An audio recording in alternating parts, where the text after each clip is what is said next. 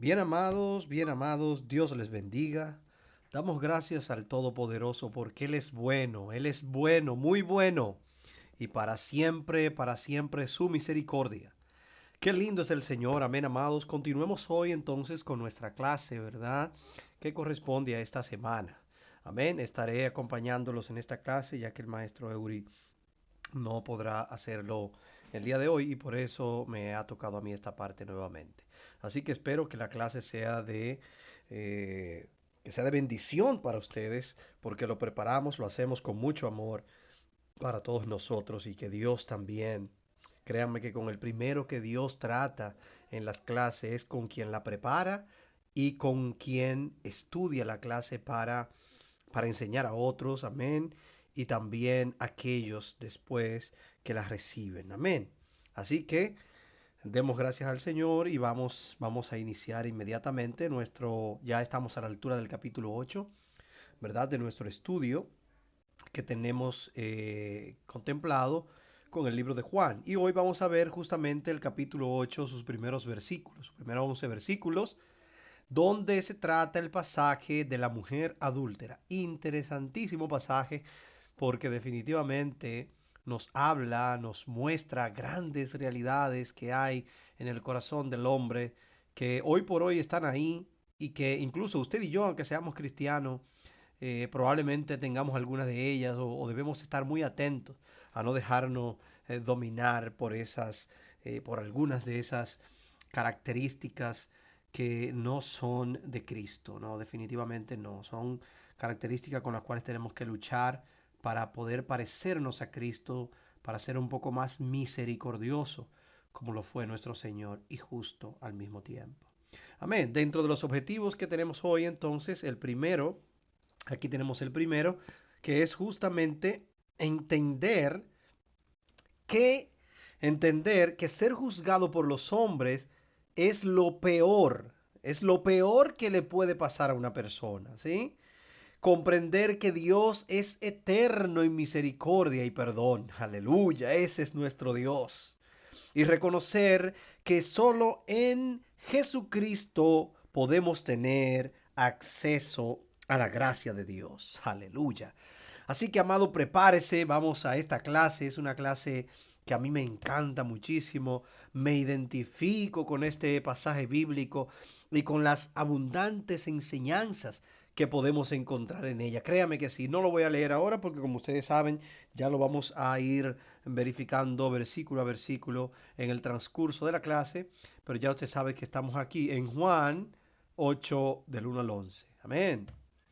Gloria a Dios. Entonces, en este pasaje se relata la historia de Jesús que está enseñando, amén, que está enseñando, bueno, aquí lo podemos ver, dice aquí, que cuando se fue a su casa, o sea, cada uno se fue a su casa, estamos hablando después de lo que pasó al final del capítulo 7. Recuerde que había una discusión en el templo, Jesús estaba enseñando, algunos cavilaban y decían, ¿será este el Cristo, tal cosa? Y entonces había allí una discusión, una serie de elementos, ¿sí? Que definitivamente, pues, la gente estaba con esa preocupación, diciendo como, oye, ¿no será posible que este no sea el Cristo? Porque ¿quién ha podido hablar como este? Otros decían, no, pero espérate. Y no, y la conclusión de los fariseos fue, pero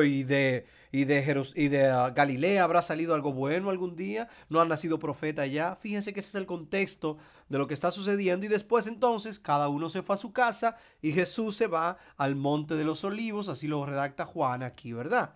Entonces por la mañana volvió al templo y todo el pueblo vino a él y sentado él les enseñaba. Fíjese qué es lo que está sucediendo allí. Sentado él allí en el templo le está enseñando. Entonces luego hay una serie de acontecimientos allí, como este segundo versículo, perdónenme que lo voy a leer. El tercer versículo dice, entonces los escribas y los fariseos le trajeron una mujer sorprendida en adulterio y poniéndola en medio le dijeron, maestro, esta mujer ha sido... Ustedes conocen la historia, no la voy a leer porque también ya les decía, voy a detallar los versículos más interesantes que nos ayuden a conectar. Entonces, ¿cuál es la razón por la que no aparecen en algunos manuscritos? Aquí hay un elemento ya uh, vamos a decir, algunos pretextos incluso que se le ha puesto al texto, a este versículo, a esta parte específicamente de esta historia, y razones porque en algunos manuscritos antiguos, ¿verdad? De los principales, de los primeros manuscritos, pues este versículo, este pasaje ha sido quitado, ha sido eliminado. Decimos que ha sido quitado ahí por dos cosas, por dos razones, han concluido los estudiosos. Bueno, pues establecían tal vez que este pasaje, la moral de este pasaje fue considerada de dudosa pureza, ¿verdad?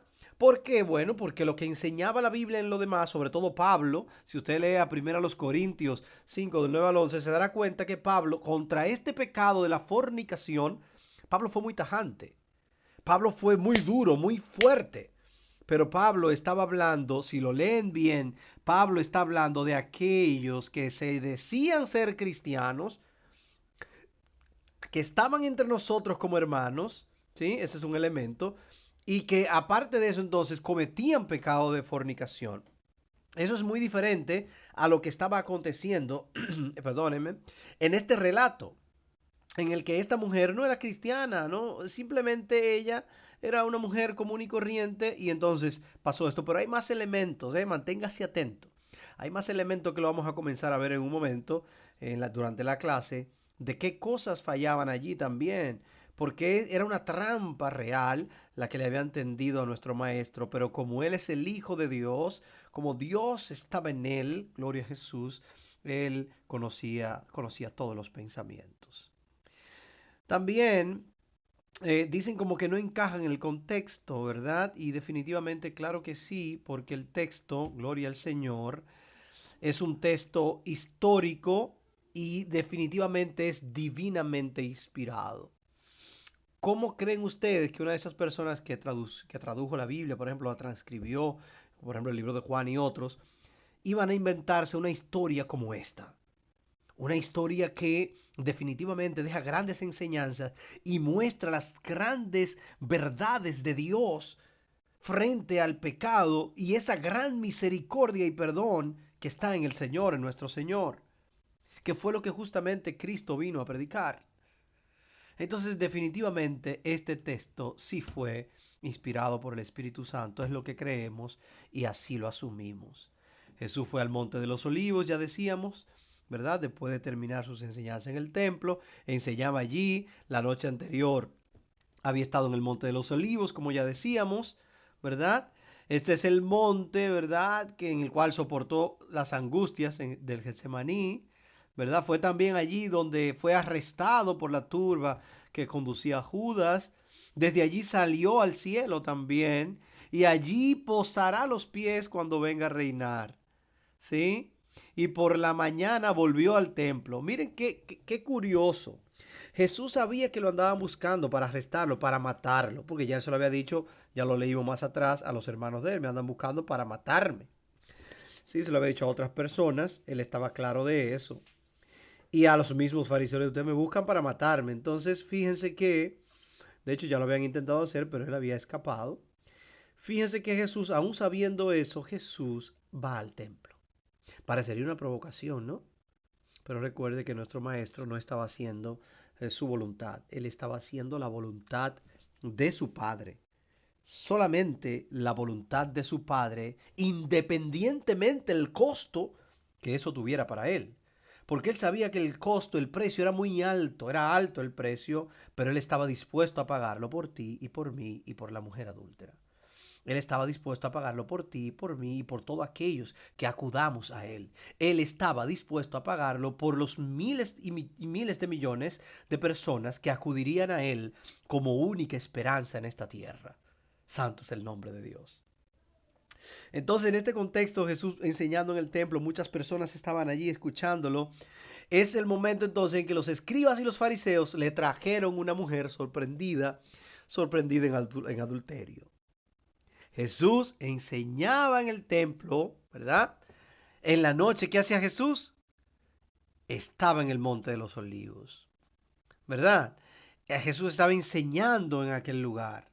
Entonces los escribas y los fariseos le traen a esta mujer sorprendida en adulterio, le dicen, mira Jesús, esta mujer ha sido sorprendida en adulterio y la ley de Moisés nos manda a que apedreemos a tales mujeres. Pero olvidaron un detalle, dijeron a tales mujeres.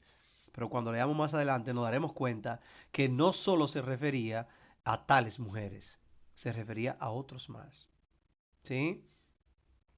Aquel día, aquel día, ¿verdad?, en que le trajeron la mujer adúltera, aquel día la enseñanza de Jesús fue interrumpida por los escribas y los fariseos. Un momento, ven acá Jesús, man, y traen allí entonces a esta mujer que según ellos era digno de ser apedreada. Eso es lo primero que tenemos que ver. Luego, ¿qué pasa? Normalmente los escribas y los fariseos, para que lo comprendamos un poco mejor, estaban muy unidos, aunque eran diferentes porque estos se encargaban más de transcribir los textos, de interpretar los textos de la ley, ¿verdad? Y los profetas, salmos y profetas, la ley como tal, se concentraba más sin duda, y los textos sagrados, vamos a llamarle. Y los fariseos eran más los maestros, los que dirigían, eran como los políticos dentro de la religión. Entonces, pero ellos estaban muy unidos. Todos los escribas, casi todos los escribas, o eso era casi obligatorio, un escriba venía de los fariseos. Pero no todos los fariseos obviamente eran escribas, ¿verdad? Porque la secta era más grande, pero dentro de esa selecta secta, dentro de esa secta había un selecto grupo dedicado a una función específica, que era la de transcribir e interpretar los textos. Amén. Estaba muy unido entonces por el interés que tenían en la ley, en la lectura, en la interpretación de la ley. Los escribas normalmente pertenecían, ya les decía, a la secta de los fariseos, ¿sí? Es evidente que esta mujer no despertaba en ellos ninguna compasión, ojo con esa palabra, ni ninguna misericordia. Yo diría que no solo esta mujer, sino muchas personas, casi todas las personas que vemos en las diferentes historias. Definitivamente los fariseos, escribas y esos demás religiosos no tenían un ápice de misericordia. Ellos debieron aprovechar ese momento para aprender misericordia de nuestro Maestro. Y es penoso, amado, que aún dentro de las iglesias, hoy día, no estoy hablando de los tiempos de Jesús, estoy hablando de hoy día existen personas que no conocen la palabra misericordia. Dentro de nuestras iglesias, amado. O al menos eso parece, con las actuaciones que tienen, con las palabras que dicen, con los gestos que hacen, con los momentos en los que ellos se disparan con ciertas cosas, parecería que nunca han escuchado hablar de la palabra misericordia ni compasión. Parecería, y es algo que me duele decirlo, parecería que Cristo no está en sus corazones. Porque cualquier persona que ha sido tocado por la sangre de Cristo, cualquier persona que está en el proceso, aunque haya iniciado justo ahora el proceso de transformación del Espíritu Santo, en él, estas son de las dos palabras que entiende inmediatamente. Porque cuando yo he sido perdonado, entonces yo entiendo la importancia de perdonar. Cuando yo he sido, gloria al Señor, justificado, entonces yo entiendo la gran necesidad de la misericordia. Cuando yo entonces voy a la gracia y el Padre me abraza con su gracia y misericordia, entonces yo me doy cuenta que no puedo hacer otra cosa que no sea dar por gracia lo que por gracia he recibido.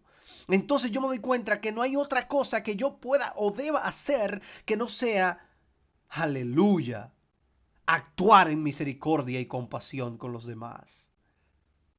Porque Dios la tuvo conmigo. Y cuando hablamos de gracia, gracia significa un regalo inmerecido. Todos nosotros, los que hemos sido llamados al camino por Cristo, Él lo ha hecho sin nosotros merecerlos. Él lo ha hecho para trabajar en nosotros, para transformar nuestras vidas y convertirnos en nosotros y convertirnos a nosotros en lo que Dios ideó desde el principio. Bendito es el nombre de Dios. Poderoso es el Señor. Mi alma alaba al que vive por los siglos de los siglos. A ver aquí, ¿por qué entonces, si ambos grupos estaban tan interesados en la ley, por qué entonces interrumpieron la enseñanza de Jesús en el templo? Si lo que él estaba haciendo era precisamente enseñando la ley de Dios. La razón La razón era muy simple. Primero, estaban airados con Jesús por el éxito que Jesús estaba teniendo en la predicación de la palabra. Ellos eran los maestros que habían estudiado por años y habían interpretado por años y tradiciones y todo lo demás. Y ellos no habían captado tanto interés en el público como lo logró Jesús en esos días. ¿Y por qué más? Porque ellos no encontraban la forma de destruir a Jesús. Habían intentado muchas cosas y no encontraban la forma de destruirlo. Y esta jugada que ellos hicieron estaba dirigida precisamente a encontrar estrategias, a encontrar razones para acabar con Jesús. Pero, ¿cómo acabarían con el maestro? Hasta que no le llegara su hora. Entonces los escribas y fariseos, gloria a Dios, aquí se me pasó el mismo texto. En aquel día la enseñanza de Jesús, ya decíamos, se repitió el slide, perdón.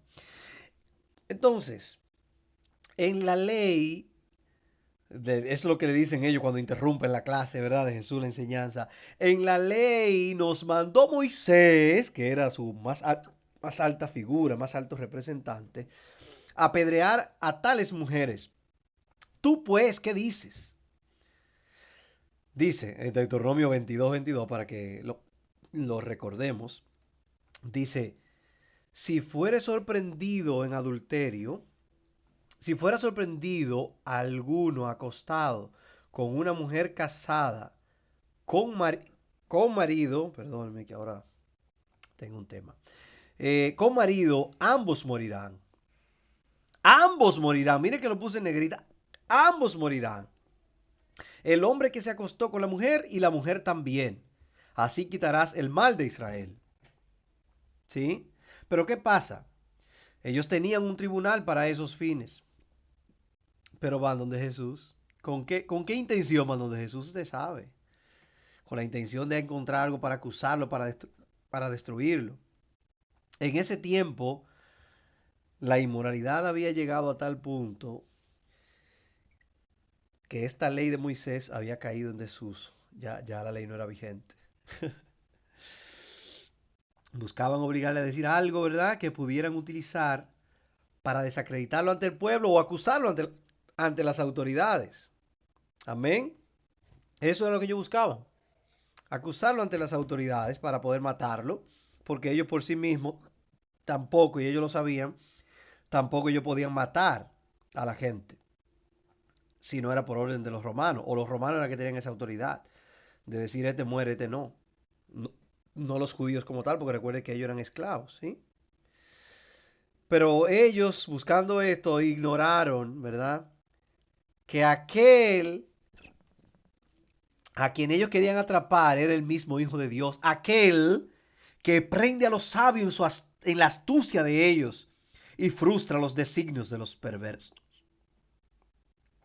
¿Sí? Aquel que prende a los sabios en la astucia de ellos y frustra los designios de los perversos. Ese es el Dios en el que usted y yo creemos. Así que quede usted tranquilo, confiado, que el Señor está muy pendiente de ti y de mí, de lo que te pasa. El Señor está muy pendiente. Amén. Jesús, inclinado hacia el suelo, escribía en tierra con el dedo. En esta parte aquí podemos ver algunas cosas interesantes. La primera reacción de Jesús fue la de guardar silencio. Él les había dicho en otras ocasiones que Dios no había enviado a su Hijo al mundo para condenar al mundo, sino para salvarlo. También le dijo después, o le aseguró a los judíos, que él no juzgaba a nadie. Amén. Y más adelante, eso lo veremos más adelante. Y además, cierto día él vendría a juzgar a vivos y muertos. Amén. Eso le hizo entender a los judíos que ellos también iban a ser juzgados. Porque los judíos se creían que ellos no iban a ser juzgados, que ellos no van a ser juzgados. Que ellos estaban por encima del bien y del mal. El que de vosotros esté sin pecado sea el primero en arrojar la piedra contra ella. Eso los confrontó. Es necesaria la inocencia de los acusadores. Cuando vayamos a acusar, amados, cuando vayamos a acusar, los invito. a que usted primero se autoanalice antes de acusar. No juzgue, por eso la palabra dice, no juzguéis para que no seáis juzgados. Primero mirémonos a nosotros mismos. En el juicio divino todos seremos juzgados. Ellos al oír esto, acusados por su conciencia, salían uno a uno. Y quedó solo Jesús y la mujer en medio. Esta mujer entonces descubrió que solo con Jesús hay perdón para los pecadores. Porque los hombres, ¿qué era lo que iban a hacer? Matarla, juzgarla. Pero qué difícil, ¿eh? Porque ya vimos que la ley de Moisés decía que era ambos que había que matarlos. No, solo llevaron a la mujer. Santo es el Señor. Y pasando Jehová por delante de él, proclamó: Jehová, Jehová, fuerte, misericordioso y piadoso, tardo para la ira y grande en misericordia y verdad. Fíjense, Moisés mismo diciendo eso. Ellos olvidaron eso que Moisés enseñó. Ellos lo olvidaron y se concentraron en otros temas. Jesús le dijo: ni yo te condeno, le dijo Jesús a la mujer. Jesús te dice a ti: ni yo te condeno. Si venimos arrepentidos delante de Jesús, Jesús no te condenará. No sientas, renuncia, pídele a Dios que te ayude a no sentirte juzgada por lo que ya tú hiciste o juzgado por lo que ya tú hiciste, de lo cual tú sabes que Dios ya te perdonó.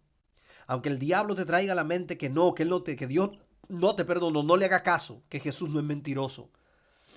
Y él dice que cuando venimos a él, gloria al Señor, todas nuestras culpas son borradas, ya somos nueva criatura.